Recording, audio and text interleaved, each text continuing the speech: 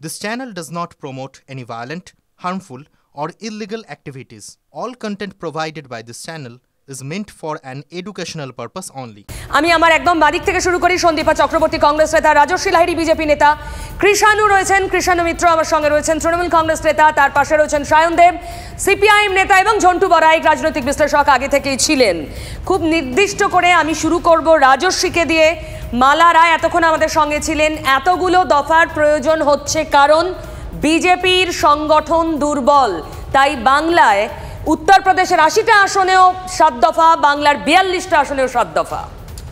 মালাদি ভুলে গেছেন ২০০৯ সালের নির্বাচনে কদফা নির্বাচন হয়েছিল, কদফা মমতা বন্দ্যোপাধ্যায় চেয়েছিলেন, এগুলো ভুলে গেছেন। যাই হোক, মালাদি অনেক কথা বলেছেন, বয়স্ক মাতৃতুল্য, আমি ওনাকে উল্টোপাল্টা কথা বলতে চাই না। আগে ৮৮ নম্বর ওয়ার্ডে যেখানে উনি থাকেন তার যে সমস্ত সমাজ বিরোধীগুলো আছে ওই শ্মশান চত্বরে, তাদেরকে কন্ট্রোল করতে পেরেছেন কিনা সেটা বলুক।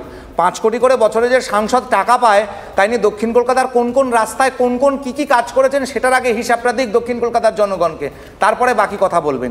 যার দল সজলদাকে পেটায় উনি বসে আছেন কাউন্সিলরদের মধ্যে, তারপর ওনার এত বড় বড় কথা কি? চাকরি চুরি নিয়ে তো কথা বললেন না, গরু চুরি নিয়ে তো কথা বললেন না, বালি চুরি সন্দেশখালি নিয়ে তো কথা বললেন না একটাও। সেগুলো নিয়ে মালাদি আগে কথা বলুক, যে গরুগুলো কোথা থেকে ভলভো বাসে করে গরু চুরি হচ্ছে, গতকালকে আমরা দেখেছি। এরপরে আর কি বলতে চান উনি? ওই আব্দুল বরকতি আর জ্যোতিপ্রিয় মল্লিক, তাদের টাকাগুলো, তাদের ফিক্সড ডিপোজিট, খাটের তলায় 11 কিলো সোনা, 52 কোটি, সেটা নিয়ে আগে মালাদি কথা বলুক।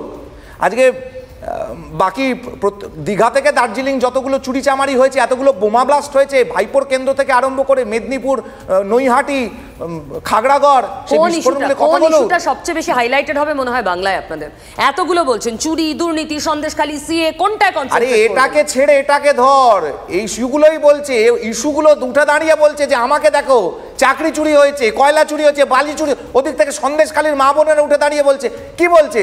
শেখ শাহজাহান তৃণমূলেরই ভোটার, তারা বলছে তৃণমূলকেই ভোট দিতে দেওয়া হতো না। পঞ্চায়েতেও আমরা দেখেছি ২০১৮ সালে তাই একই গল্প, তৃণমূলকেই ভোট দিতে দেয়নি তৃণমূলের লোকেরা। গড় গড় করে শুধু অভিযোগ। কৃষাণ উত্তর দিন। না, এখন অভিযোগ তো মানে যদি প্যাথোলজিক্যালি অভিযোগ ভিত্তিক যদি কেউ গড়ে ওঠে তো আমার বিজেপির বিরুদ্ধে তো কিছু আলাদা করে বলার নেই। ও বলল গরু চুরি, ও একটা উদাহরণও দিল ভলভো বাসে গরু ধরা পড়েছে, যেটা ও বলল না যে ওই বাসটা বিহার থেকে আসছিল। বিজেপির ডবল ইঞ্জিনের সরকার, তাদের এতগুলো পুলিশ, এত ডবল ইঞ্জিন, না বিজেপি দল, না তা সেখানকার রাজ্য সরকার, না রাজ্য পুলিশ, এটা ধরলো না। ধরা কোথায় পড়লো? পশ্চিমবাংলাতে মমতা বন্দ্যোপাধ্যায়ের সরকার এবং তৃণমূল পার্টির সরকারের ধরা পড়লো। তো এই যে এইগুলো তো অপটিক্স না, এগুলো একচেটিয়া বলে যেতে হয়। কয়লা চুরি, এই যে কেন্দ্র বাহিনী এত আসছে কাশ্মীরের থেকে বেশি, তারাই তো সেইগুলো গার্ড দিচ্ছেন। যে আজকে কয়লা অঞ্চল আছে, কয়লা খনি কেন্দ্রের অধীনে, খনিকে চালাচ্ছে কেন্দ্র সরকার চালাচ্ছে, কে গার্ড করছে? সিআইএসএফ, সিআরপিএফ, এরাই গার্ড করছে, তাদেরকেই ভোট গার্ড দিতে পাঠাচ্ছেন। তাহলে এইগুলো ব্যর্থতাগুলো তো বলতে হবে। ও একটু আগে দেশের স্বরাষ্ট্রমন্ত্রীকে দেখলাম 2 দিন আগে বলছেন অনুপ্রবেশ, আবার নতুন করে অনুপ্রবেশ বলছেন। আগে নিজে স্বীকার করুন 10 বছরে কিছু করতে পারিনি। আগের সরকারগুলোর যদি ব্যর্থতা থাকে, আপনারও 10 বছরের ব্যর্থতা থাকে। বাংলা আইন শৃঙ্খলা রক্ষায় ব্যর্থ, এইটুকু স্পষ্ট করতে চেয়েছে কমিশনও। আমি 7 দফা দিতে হয়েছে, সবচেয়ে বেশি বাহিনী বাংলা। আমি জানি না কমিশন কি বলেছেন। কমিশন তো কমিশন তো বললেন যে নির্বাচনে ভাষণে কেউ যদি হিংসা প্রকাশ করে, হ্যাঁ, তার বিরুদ্ধে কড়া ব্যবস্থা হবে। মোদি যে ধর্মের নামে, বজরংবলীর নামে কর্ণাটকে ভোট চাইলেন, কংগ্রেস সেটার কমপ্লেন করলো, তার তো এখনো সুরাহা করতে পারেননি। কেন্দ্রীয় মন্ত্রী যেখানে মানুষকে হিংসার জন্য উদ্বুদ্ধ করছেন, তার জন্য কমপ্লেন করা হয়েছিল, ওনারা তো কোনো ব্যবস্থা নেয়নি। একাধিক বিজেপির নেতার হিংসামূলক বক্তব্যের বিরুদ্ধে যে অভিযোগগুলো বিরোধী দলগুলো করেছিল, আমার দল করেছিল, বিভিন্ন অন্যান্য দল করেছিল, তার তো ব্যবস্থা নেননি এখনো। 2 বছর 3 বছর ধরে আছে। এই যে এত গরমে এত ভোট হবে, গতবার আমরা দেখেছিলাম, ঝন্টুদা আরও বিস্তারিত বলতে পারবেন, যে 4% ইভিএম এই গরমের জন্য তার খারাপ হয়ে গেছিল, পেপারে প্রকাশিত হয়েছিল। কমিশন বলেছিল ব্যাটারি গরমে সব গলে গেছে, ওই জন্য সেইগুলো খোলা হয়নি। তো তার মানে এইবার আবার পুনরায় আরও বেশি দফাতে, আরও বেশি দিন করে ওনারা ভোট করছেন। তো ইভিএমগুলোর প্রোটেকশনের কি হবে? মানুষের গণতান্ত্রিক অধিকার, কমিশন ইভিএম নিয়ে বলল 100% সেফ। আগের কমপ্লেইনগুলো কারচুপির অভিযোগ করার আগে দুবার ভাববেন। রাজনৈতিক দলগুলোর কি হলো? আচ্ছা রাজশ্রী, হ্যাঁ এক লাইনে আমি শুধু কথা বলে দিই, সিআইএসএফ কয়লা খনি যেখান থেকে অবৈধ কয়লা খনন, অর্থাৎ যে সমস্ত কয়লা খনিগুলোতে অল্প কিছু কয়লা থাকা অবস্থায় বুঝে দেওয়া হয়, সেই কয়লার থেকে কিন্তু চুরি হয়েছে।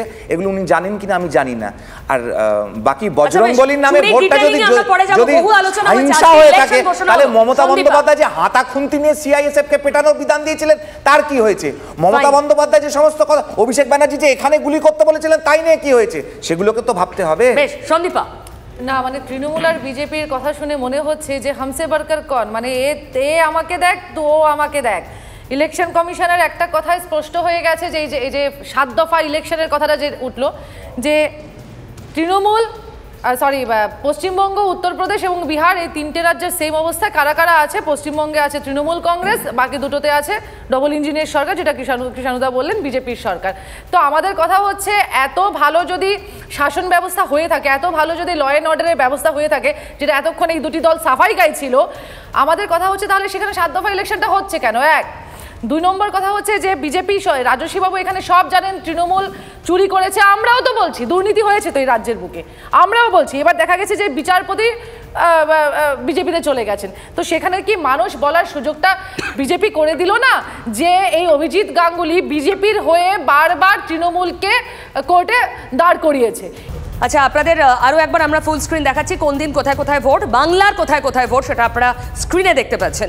আমি সন্দীপাকে থামিয়েছিলাম, আমি ঠিক একই প্রশ্ন যা দীপশিতাকে করলাম সায়নদেবকে করতে চাই। খুবই ছন্ন ছাড়া লাগছে এই শিবিরটাকে। আমার তার আগে বলার যে এত দফাতে 7 দফাতে ভোট হচ্ছে, কিন্তু শেষ পর্যন্ত দফা রফা না হয় ভোটটা। আর অনেক সময় নির্বাচন কমিশনকে দেখেছি একটা স্বশাসিত সংস্থা, বিরাট ক্ষমতা, কিন্তু অনেক ক্ষেত্রে দেখা যাচ্ছে যত গড় যাচ্ছে তত বর্ষাচ্ছে না। এর আগের অতীতের ভোটের নির্বাচনের অভিজ্ঞতাগুলো আমাদের সেরকমই আছে। এই মানে ঘটা করে প্রচুর প্রচার করে কেন্দ্রীয় বাহিনী এসেছিল, কিন্তু তারা দেখলাম যে রাজ্য পুলিশের ব্যবস্থাপনায় বহু জায়গায় পানাহারে ব্যস্ত ছিল। তার ফলে মানুষ তার সাধারণ নিরপেক্ষ ভোট দেওয়ার ক্ষেত্রে অনেক জায়গায় বাধা পেয়েছে।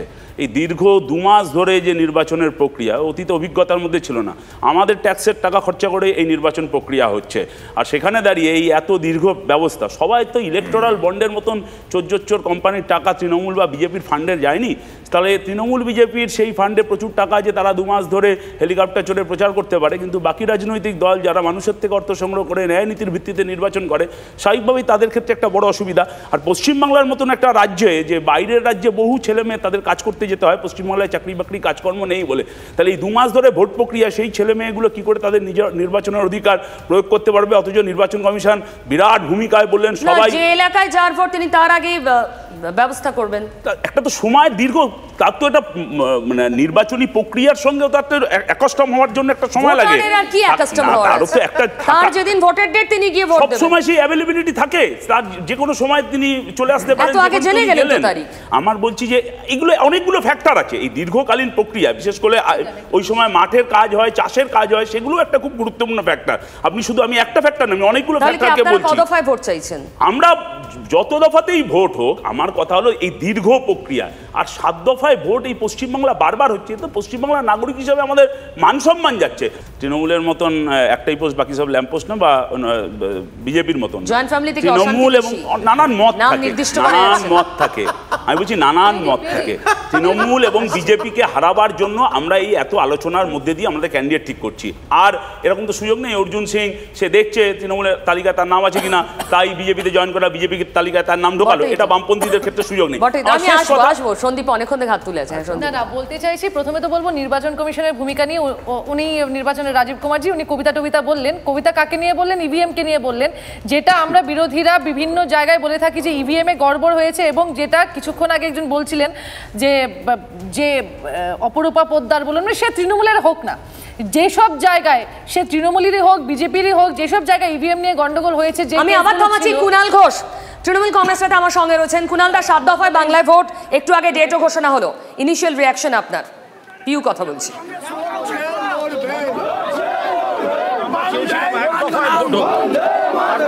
কুণালদা শুনতে পাচ্ছেন? পিউ কথা বলছি।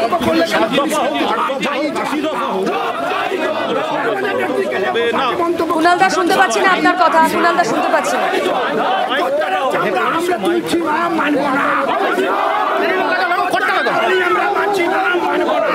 এবার বলুন কুণালদা।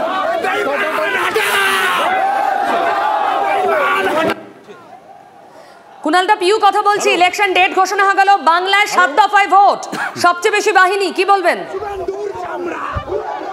দেখুন, 7 দফা হোক 70 দফা হোক, ভোটের ফলাফলের পরিবর্তন হবে না। আমরা 1 দফায় ভোট চেয়েছিলাম, ওরা 7 দফায় দিয়েছে। বিধানসভায় 8 দফায় দিয়েছিল, তাতে কোনো হেরফের হবে না। 30 থেকে 35টা আসন তৃণমূল কংগ্রেস জিতছে, ইফ নট মোর। আমরা 42 টার্গেট করে এগোচ্ছি। এই মুহূর্তে কাঁথি লোকসভা কেন্দ্রে খেজুরিতে রয়েছে মানুষের সমুদ্র, স্বতঃস্ফূর্ত। ফলে এই 7 দফা 70 দফা 80 দফা এসব দেখি আমাদের আলাদা করে কিছু হবে না। আমরা 1 দফায় ভোট চেয়েছিলাম, যত দফায় ভোট দিক, যা ইচ্ছে করুক, আমরা সেটা বুঝে নেব। 1 দফা চেয়েছিলেন কেন?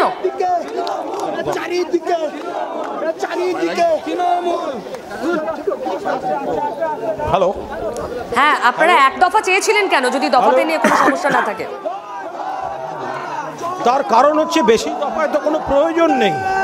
বাংলা শান্ত গণতান্ত্রিক পরিবেশ, আর যত বেশি দিন থাকবে এই ভোট, স্কুল কলেজগুলোতে কেন্দ্রীয় বাহিনী থাকে, স্কুল কলেজ বন্ধ, ফলে স্কুল কলেজগুলো মুক্ত হতে পারে। আমাদের যা পরিবেশ পরিস্থিতি, একদিনের জন্য আমরা তৈরি ছিলাম, কিন্তু যারা কেউ 7 দফায় দিয়েছেন, 7 দফাতেই করবো, 7 দফাতেই হারাবো। 8 দফায় তো হেরেছিল, লজ্জা করে না ওদের? করোনার মধ্যে 8 দফায় ভোট করিয়েছিল, তাতেও তো হেরেছে। বাংলার আইন শৃঙ্খলা প্রশ্নে তাই এতগুলো দফা, সবচেয়ে বেশি বাহিনী, কি বলবেন? তার কিছুই বলবো না, তার কারণ ইলেকশন কমিশন সেটা তো হচ্ছে বিজেপির শাখা সংগঠনে পরিণত হয়েছে। ফলে বিজেপি যা চাইছে, বিজেপি যা বলছে, ওরা সেইভাবে করছে। তাতে আমরা ধর্তব্যের মধ্যে আনছি না। আমাদের সঙ্গে মানুষ আছে, মমতা বন্দ্যোপাধ্যায়ের উন্নয়ন আছে, যত দফায় ভোট হোক আমরা জিতব। কুণালদা, এ রাজ্যে কেন্দ্রীয় বাহিনীকে বসিয়ে রাখার বহু নজির রয়েছে, বহু ভোটে। কমিশন এবার বলেছে এটা করা যাবে না। কেন্দ্রীয় বাহিনীকে বসানো কোথায় ঘটনা ঘটেছে?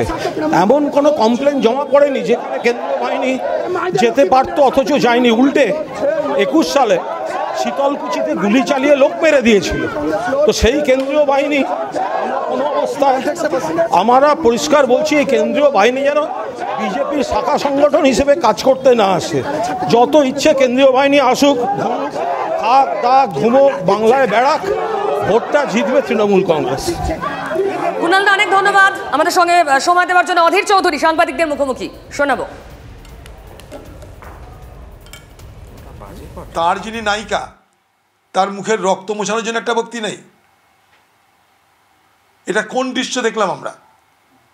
তাকে বাড়ি থেকে হাসপাতাল পর্যন্ত নিয়ে আসা হচ্ছে, সেখানে ছবি উঠছে তার মুখে রক্তের। কেন? কোনো কারণে মানুষের আঘাত পেতেই পারে, রক্ত পড়তেই পারে। আমরা এমন কেউ নেই যাদের শরীরে কোনো কাটেনি বা ধাক্কা খানি বা রক্ত পড়েনি, কিন্তু সেইটা জন্য। সন্দীপা, থামিয়েছিলাম, বারবার থামিয়েছি। না, কোনো অসুবিধা নেই। যেটা বলতে চাইছিলাম যে এই যে ইভিএম নিয়ে ছড়াটরা বলছে, আমরা তো অনেক জায়গায় ইভিএম নিয়ে অনেক কারচুপি বলুন, অনেক কিছু বিরোধিতা করেছি। এই কথাগুলো বিজেপি বলে, বিজেপির মুখের কথা ইলেকশন কমিশনার কি করে বলছে রাজীব কুমার যে ইভিএম এ 100% কোনো রকম কোনো ফল্ট নেই? যদি একটা ফল্টও বেরোয় তাহলে কি ইলেকশন কমিশন গ্যারান্টি দেবে না যে তার ইকুইপমেন্টস গুলো ঠিক? একটা ইলেকট্রনিক্স এর উপর কমিশন কিভাবে গ্যারান্টি দিতে পারে? একটা ইলেকট্রনিকের উপর কমিশন বলছে এগুলো 3 বার করে মক টেস্ট করা ইভিএম, প্রতিটা 3 বার করে টেস্ট।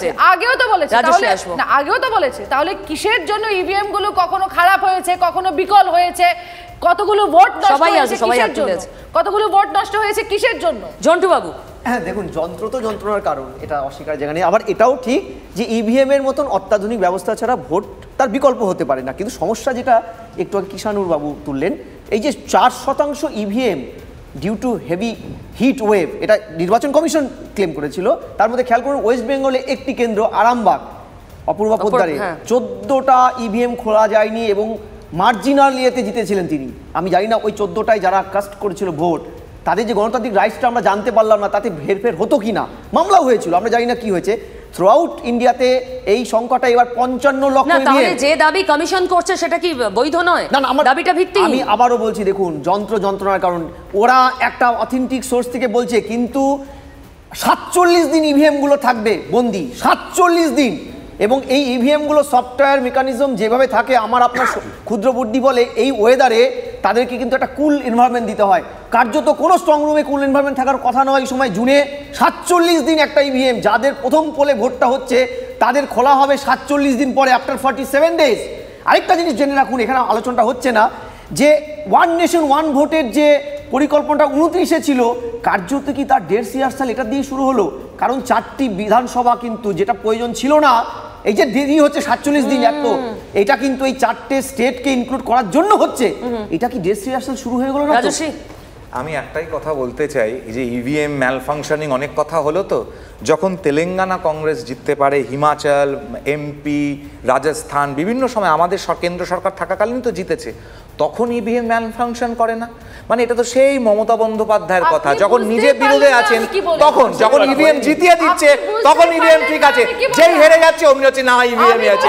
মানে এই ইভিএম নিয়ে কংগ্রেস পিআইএল করেছিল, সুপ্রিম কোর্টে থাপ্পড় খেয়েছে, মানে এখনই জেনে নিয়েছে যে না, কারণ মল্লিকার্জুন খাড়গে বলে দিয়েছে আপকি বার 400 পার বিজেপির হচ্ছে, ওরাও জেনে গেছে যে ওরা 50-এরও নিচে নেমে আসবে, তাই জন্য ওদের কান্নাকাটি আরম্ভ হয়ে গেছে।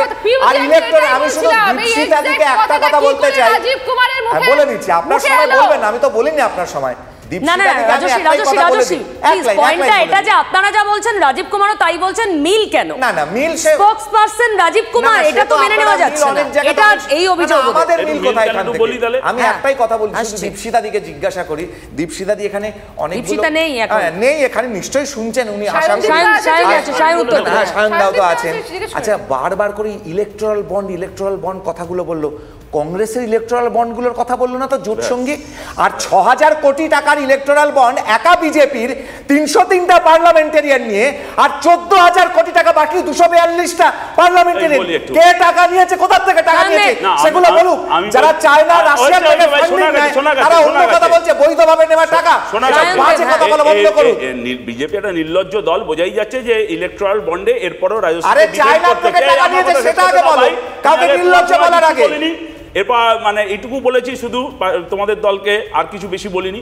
আমার কথা হলো যে শেষ করতে দাও, যন্ত্রের যন্ত্রণা সীমাবদ্ধতা আমরা বুঝি, কিন্তু তৃণমূলের যন্ত্রদের আমরা দেখেছি পৌরসভা পঞ্চায়েতে লুট করতে, কিন্তু বিজেপির যন্ত্র যারা এই ত্রিপুরার 2টো বাই ইলেকশন কয়েকদিন আগে হয়েছিল, অ্যাসেম্বলির বাই ইলেকশন কেন্দ্রীয় নির্বাচন কমিশনের মনিটরিংয়ে, সেখানে 80-90% ভোট পেয়েছে বিজেপির প্রার্থীরা, যেভাবে ছাপ্পা মেরেছে। আর পশ্চিমবাংলা প্রতি দফায় এই যে নির্বাচন কমিশন নির্বাচন হচ্ছে, এটা তো আমাদের কাছে লজ্জার। উত্তরপ্রদেশের সঙ্গে পশ্চিমবাংলা কার্যত মিলে যাচ্ছে। আপনি বলতে পারেন যে উত্তরপ্রদেশে, আমি এটাই আসছি, বলতে পারো, আমি জানি উত্তরপ্রদেশে 80টা আসন, আমাদের 42টা, কতগুলো ফেস্টিভ্যাল আছে, সেম, এটা বলতে চাইছি আমি। না, আমি বলছি যখন 2021-এর বিধানসভা নির্বাচন হয়েছিল, তখন পশ্চিমবাংলা আর তামিলনাড়ুর বিধানসভার সংখ্যা কার্যত সমান। তামিলনাড়ুতে 1 দফায় ভোট হয়েছিল, পশ্চিমবাংলায় 8 দফায় ভোট হয়েছিল। লজ্জা লাগে পশ্চিমবাংলার মানুষ হিসাবে, আমরা দরকার নেই, আরে আমাদের দরকার নেই, কিন্তু এই 8 দফা ভোট হয়ে আর নির্বাচন কমিশন কি করতে পেরেছে এটাই প্রশ্ন। আরে মানুষের মানুষের সাথে বর্ণন করো, তারপর ইলেকট্রাল বন্ডের কথা বলবে। কৃষ্ণানু হাত তুলেছিলেন। বিষয়টা হচ্ছে যে আমার একটু অবাক লাগলো, নিশ্চয়ই সিপিএম বা ওদের বিভিন্ন জোট সঙ্গী আছে, তারা আসন সমঝোতা করেছে, সেইভাবে হয়তো প্রকাশে আসেনি, কিন্তু আমাদের মতো একক দল তো বিজেপিও, আমরা 42টা আসন ঘোষণা করলাম, বিজেপি এখনো কেন পারলো না, সেই প্রশ্নটাও তো ওটা উচিত, সেখানে বিজেপিকে গার্ড করা হচ্ছে কেন? এবার আছে ইভিএমে আমরা এইটা দেখেছি, আশা ভালো লাগলো ঝন্টুদা আমার কোয়েশ্চেনটাকে অ্যাড্রেস করলেন।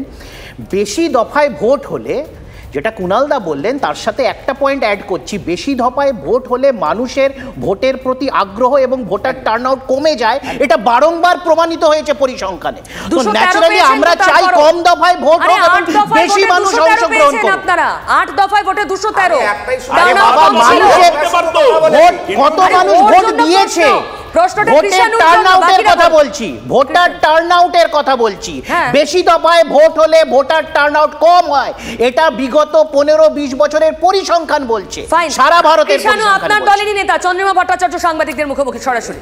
তাহলে ভোটারদের ভোট দেওয়ার ক্ষেত্রে সুবিধা হয় এবং ভোটার ভোট প্রদান করছে এই সংখ্যাটা অনেক বেশি হয়। যদি দফা বাড়ে তাহলে ভোটার সংখ্যায় একটা কমতি দেখা যায়। সেই কারণে আমরা এক দফায় ভোট কিংবা 2 দফায় ভোট এটা অনুরোধ করেছিলাম, কিন্তু 7 দফায় ভোট হচ্ছে।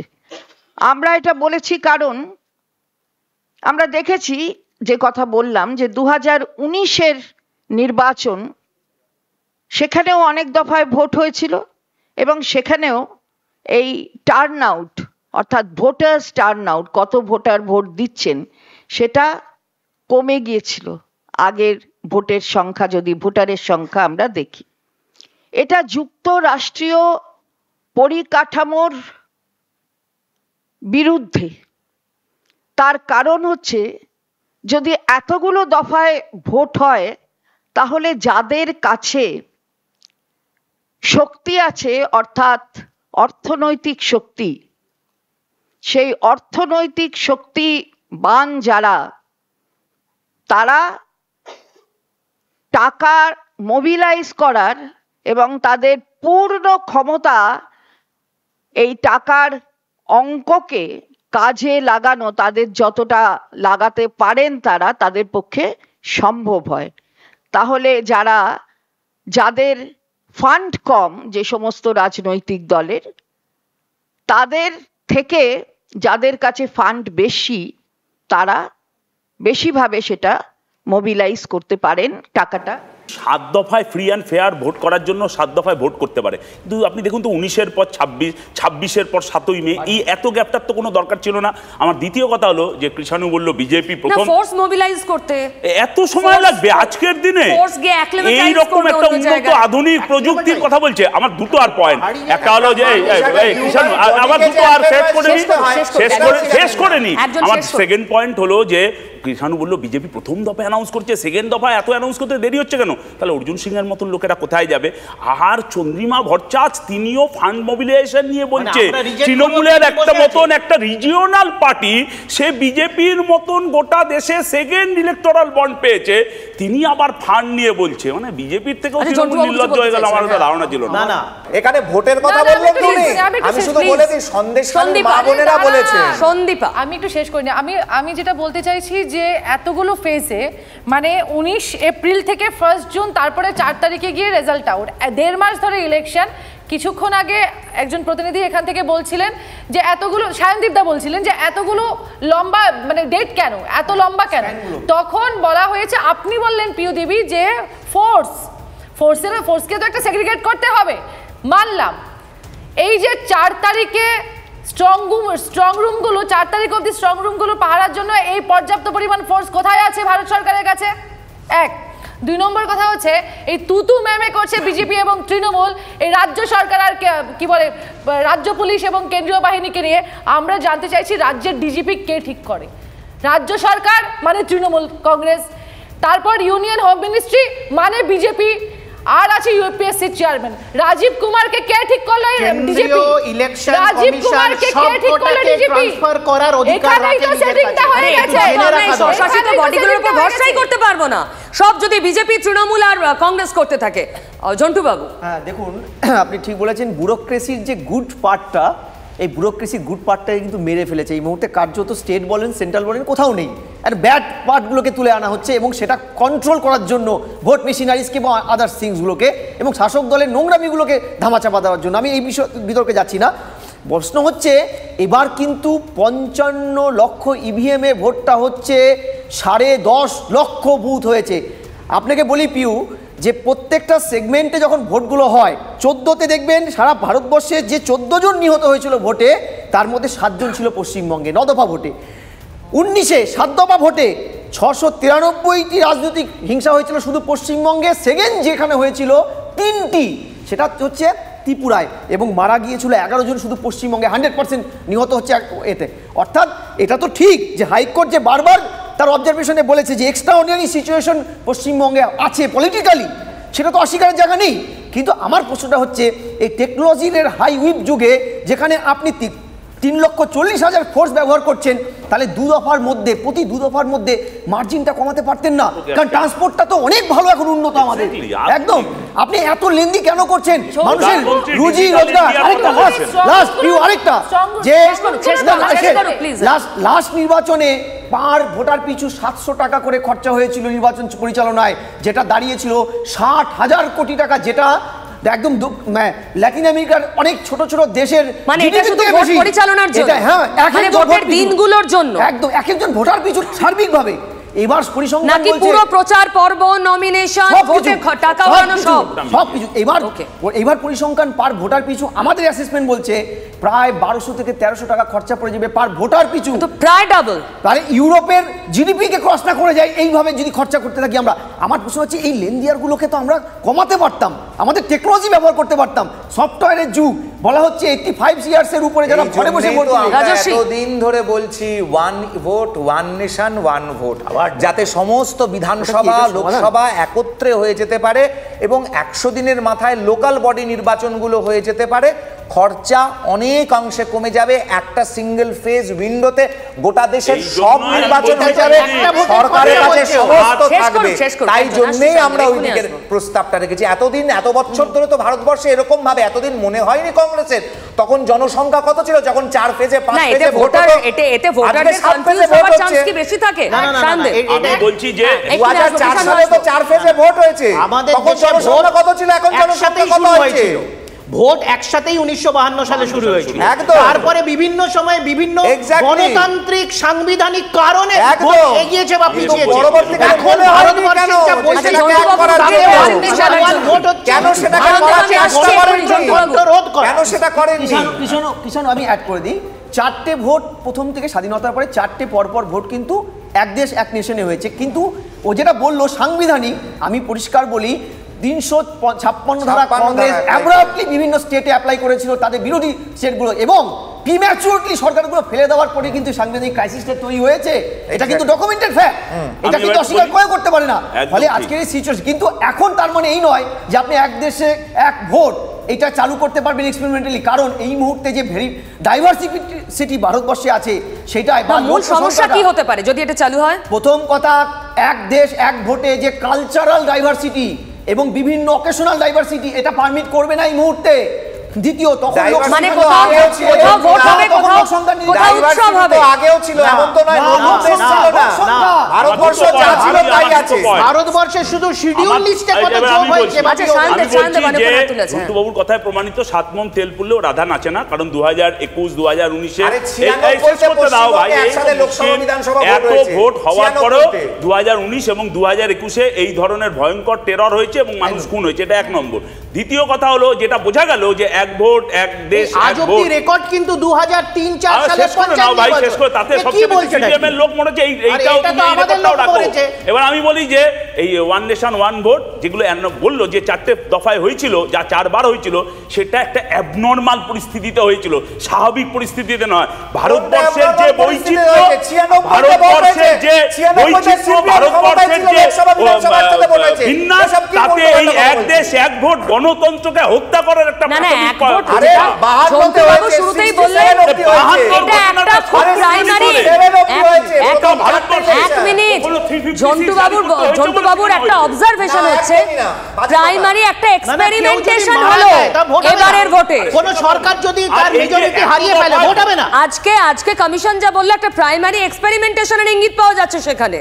বিধানসভার ভোটটা যা ডিউ ছিল লোকসভার সঙ্গে তাকে জুড়ে দেওয়া হলো। এইটার জন্য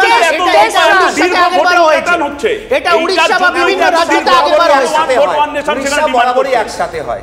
তার কারণ হচ্ছে ওখানকার টেনিওর মধ্যেখানে ল্যাপস করেনি, কোনো সরকার পড়ে যায়নি, তার জন্য এটা হয়েছে। এটা তো গণতান্ত্রিক বৈচিত্র্যের অঙ্গ, আপনি তো গণতন্ত্রের কণ্ঠরোধ করতে পারেন না। আর বৈচিত্র্যর অঙ্গ তো বটে, যদি এই যে 4টে বিধানসভার ভোট করতে হচ্ছে বলে আজকে এই এত লিঙ্গার করতে হচ্ছে এই প্রপোজটাকে। আচ্ছা, এটা তো প্রপোজ টাইম তো 29, ঠিক আছে, এই আলোচনা চলতে থাকবে। 29 না, এর মধ্যে অনেক কিছু আছে, ল কমিশনই এখনো যায়নি, ল কমিশন নিজের মতামত জানায়। সত্যি সময় সাপেক্ষ।